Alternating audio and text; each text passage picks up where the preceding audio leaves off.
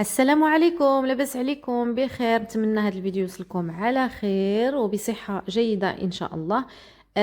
اليوم هاد اللقطات اللي كيبان لكم من بعد العيد. كان العيد الجمعة يعني ثلاث، كان عندي رونديفو في القنصلية ديال تولوز.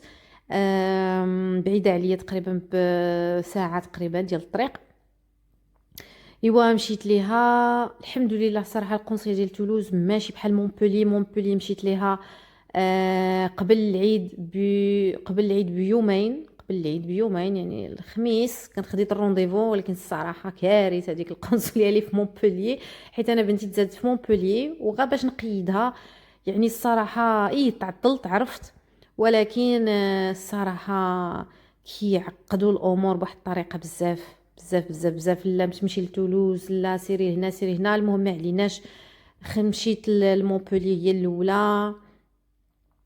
قضينا الغرض، دفعت ليها الباسبور. بقاو معايا في هاد اللقطات. شوفوا الطريق كيفاش دايره، تبارك الله، الطريق خضراء.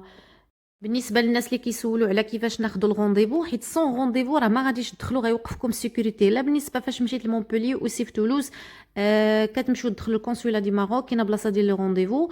كتدخلوا لي دوني ديالكم، كتدخلوا السميه ديالكم وكلشي، لادريس ديالكم، ومن بعد كيقولوا لكم اشنو هما اللي اشنو محتاجين.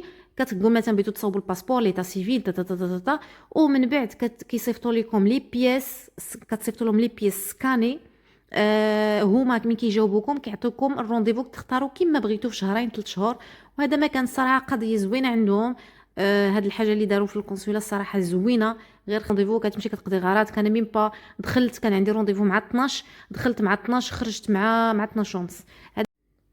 الا بغيتو شي معلومات اخرين على الباسبور قولوها ليا. شكرا بزاف على المشاهده، شكرا على الدعم، الى اللقاء.